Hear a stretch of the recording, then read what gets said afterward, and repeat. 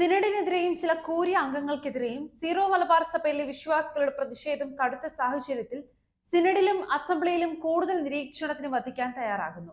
എറണാകുളത്ത് സഭയുടെ ഒപ്പം നിൽക്കുന്ന അൽമായരെ അസംബ്ലിയിലേക്ക് നോമിനേറ്റ് ചെയ്യാത്തതും ഏകാധിപത്യ രീതിയിലുള്ള സഭാ ഭരണത്തിലും വധിക്കാൻ അതൃപ്തിയിലാണ്.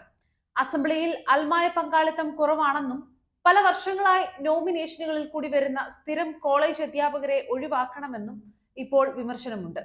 പോലീസിനെ വെച്ച് വിശ്വാസികളുടെ പ്രതിഷേധത്തെ നേരിട്ട നടപടിയിൽ മാർപ്പാപ്പ തന്നെ നീരസം പ്രകടിപ്പിച്ചു. സഭാ ആസ്ഥാനത്ത് നടക്കുന്ന പ്രതിഷേധങ്ങൾ സഭയുടെ കുർബാന ക്രമത്തിന് വേണ്ടിയുള്ളതാകുന്നത് സഭാ നേതൃത്വത്തെ പ്രതിസന്ധിയിലാക്കും. സീറോ മലബാർ സഭയിലെ ഭരണ ആസ്ഥാനത്തും മറ്റ് കമ്മീഷനുകളിലും മാറ്റം വരുത്തുമ്പോൾ സഭയുടെ ഒപ്പം നിൽക്കുന്ന അൽമായരെ പരിഗണിക്കാൻ സഭാ നേതൃത്വം നിർബന്ധിതമാകും. എറണാകുളം അങ്കമാലി അതിരൂപതയിൽ സഹ അഡ്മിനിസ്ട്രേറ്ററായി സഭയോട് ഏറ്റവും പ്രതിബദ്ധതയുള്ള പ്രതിച്ഛായയുമുള്ള അൽമായ നേതാവിനെ നിയമിക്കാനും വത്തിക്കാൻ നിർദ്ദേശിക്കും. സീറോ മലബാർ സഭയിൽ അഡ്മിനിസ്ട്രേറ്റർ ഭരണം ഏർപ്പെടുത്താൻ മാർപ്പാപ്പ സിനഡിനെ ഉപദേശിച്ചേക്കും. മേജർ ആർച്ച് ബിഷപ്പിനും അഡ്മിനിസ്ട്രേറ്റർക്കും എറണാകുളം അതിരൂപതയിൽ ഏകീകൃത കുർബാന അർപ്പിക്കാൻ സാധിക്കാത്തതിൽ മാർപ്പാപ്പ കടുത്ത അതൃപ്തിയിലാണ്. പൗരസ്ത്യ സഭാ കാര്യാലയത്തോട് പാപ്പ റിപ്പോർട്ട് ആവശ്യപ്പെട്ടിട്ടുമുണ്ട്.